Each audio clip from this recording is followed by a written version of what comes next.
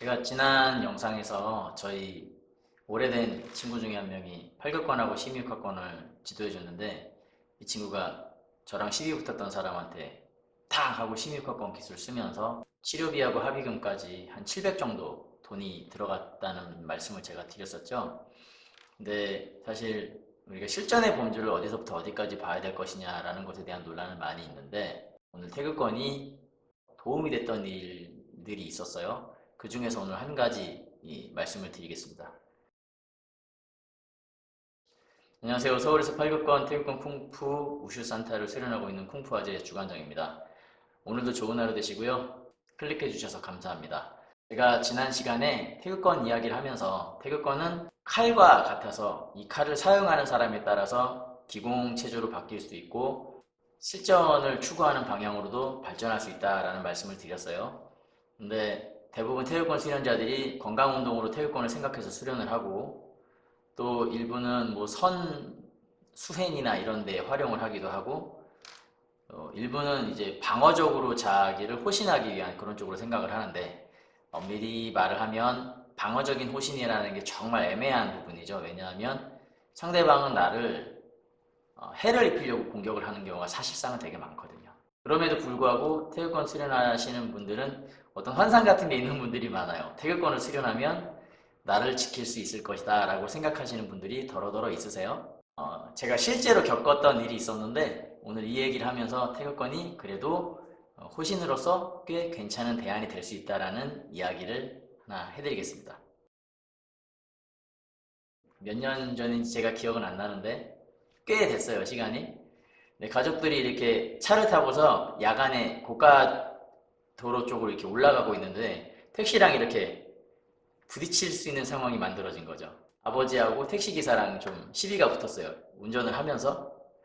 그래서 아버지는 쭉 차를 타고서, 이제 가족들이 같이 탄 차였는데 쭉 타고서 횡단보도 앞에 섰는데, 그 택시가 아버지랑 다툼을 하려고 횡단보도까지 와서 횡단보도 앞쪽에다가 저희 차를 막고서 선 거예요. 그래서 내리면서 이 아저씨가 막 말을 좀 거칠게 하시더라고요. 저희 아버지 보고서, 아저씨 술 드셨어요? 술 드셨으면 얌전히 운전을 가셔야지, 막 이러면서 집에 가서 잠이나 자셔야지, 약간 이런 반말 섞인 그 좀 막 가시는 분들이, 좀 어떤 사람들을 겁박을 하거나 할 때 사용하는 어떤 그런 영화에서 볼 수 있는 어떤 그런 그 막가파 사람들이 말하는 투로 이렇게 말을 하더라고요. 제가 그 상황을 모면을 해야 되는데, 뭐 치고받고 싸울 수는 없잖아요. 그래서 내렸어요. 내려서 그 아저씨한테 제가 다가갔어요. 다가가서 그 아저씨 이렇게 손목을 탁 잡고, 아저씨 저랑 잠깐 얘기 좀 하시자고 이렇게 쭉 끌고 왔어요.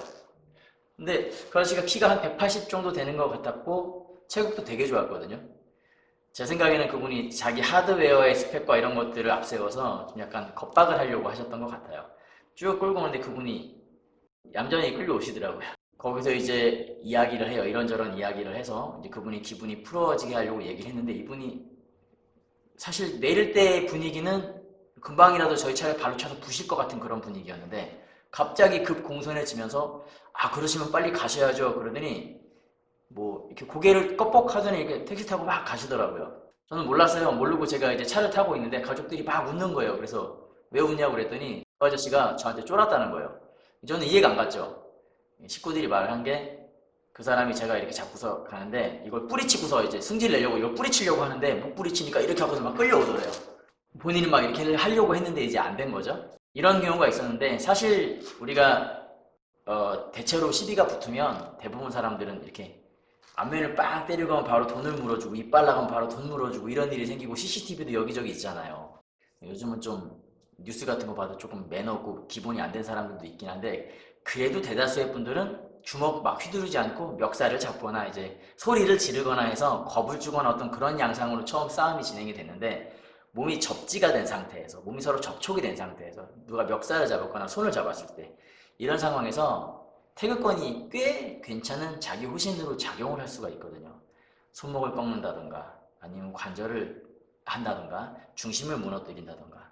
방금 보신 이 동작은 태극권의 기세인데, 태극권의 기세가 그냥 이렇게 힘아리 없이 하는 게 아니고요, 이렇게 해서 추를 쭉 끌고 내려오듯이 이렇게 묵직하게 이렇게 내려오게 되는 거라서 이 느낌으로 상대방을 쭉 잡아서 상대방 팔을 잡아당겨서 누르면요, 이게 생각보다 끌어올리는 게 쉽지가 않거든요. 그분이 거기서 이제 그런 것 때문에 당황을 하셨던 거고요. 전통 무술이라는 게 상황에 따라서 어떤 것을 설정해 놓고 그런 훈련들을 하는 것이기 때문에, 그러한 상황이 처해져 있다면, 그리고 그러한 움직임이 거기에 처해져 있다면 그 움직임을 통해서 상대방으로부터 모면할 수 있는 그런 것들이 권법 안에 담겨져 있습니다. 그게 바로 권법의 기본수라는 거고요. 물론 훈련을 해서 실전적으로 계속 훈련을 하신다면 좀 더 다양한 상태에서 그 수를 사용할 수가 있겠죠. 또 태극권의 기본적인 동작의 의미를 이해를 하고 있어야 그걸 사용할 수도 있겠지만, 때로는 힘의 원리를 본인이 이해하고 있다면 사용할 수 있는 것들이 있습니다. 휴식이라는 건 기본수가 있지만 그것을 응용하는 건 사람에 따라서 무궁무진하게 만들어낼 수 있는 거거든요. 그렇기 때문에 전통무술이 방어적인 호신을 한다는 것을 생각을 했을 때, 내가 당신을 제압할 수 있습니다 라는 것을 보여드리면서 매너 있게 내가 어떤 제스처를 취했을 때 상대방이 겸손해지면서 혹은 이성을 차리면서, 그러면 서로 간의 감정 상하는 걸 억누를 수가 있고요. 그러면 그 상황에서는 거의 80%에서 90% 정도는 싸우지 않고 상황을 모면할 수가 있는 거죠. 그래서 태극권의 권법, 그리고 기본공, 그리고 추수인데 규정추수. 규정추수라고 제가 표현한 건 뭐냐면, 그 자유추수가 아니라 정형화된 틀 안에서 추수 연습을 하는 거죠. 그것만 꾸준하게 하더라도 방어적으로 호신을 하는데 도움이 될 수 있습니다. 제 생각엔 한 7, 80% 이상은 이런 상황에서 벗어날 수 있도록 도움을 얻을 수 있을 것 같아요. 수련하실 때 동작의 의미도 이해를 하시고요. 이렇게 팔을 그냥 휘젓는 게 아니잖아요, 태극권이. 그냥 움직이는 게 아니거든요. 그 동작들이 다 의미가 있고 그 동작들이 다 쓰임새가 있는 건데, 그걸 알고 하느냐 모르고 하느냐, 그리고 가르치는 선생이 있느냐 안 가르쳐주는 선생이 있느냐, 그 차이일 뿐이에요. 그래서 수련하실 때 이런 것들을 참고하시면 도움이 될 거라고 생각을 합니다. 요즘 뭐 좋잖아요. 유튜브 들어가면 수풀이 다 나와요. 물론 그 수풀이 하시는 분들이 엉망이신 분도 있고 잘하시는 분도 있고 하지만, 어쨌든 간에 거기 보면 참고할 만한 교보제 내용들이 있으니까 필요한 부분은 본인이 사용해서 사용을 하시면 되지 않을까 싶습니다. 네, 오늘은 제가 태극권을 실제로 호신에 사용할 수 있는 부분이 있다는 걸 제가 말씀을 드렸고요. 어떤 운동이든 내가 활용하려고 하면 활용할 수 있는 거예요. 그 방향으로 쓸 수가 있는 거죠.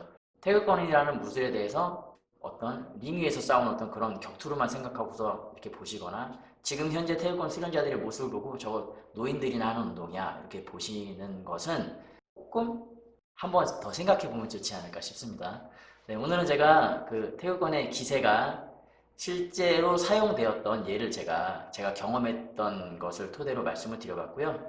다음에 다시 다른 영상으로 인사를 드리도록 하겠습니다. 저는 서울에서 팔극권, 태극권 쿵푸 우슈 산타를 수련하고 있는 쿵푸아재 주관장이었고요. 네, 오늘도 행복하시고 영상 끝까지 시청해주셔서 감사합니다.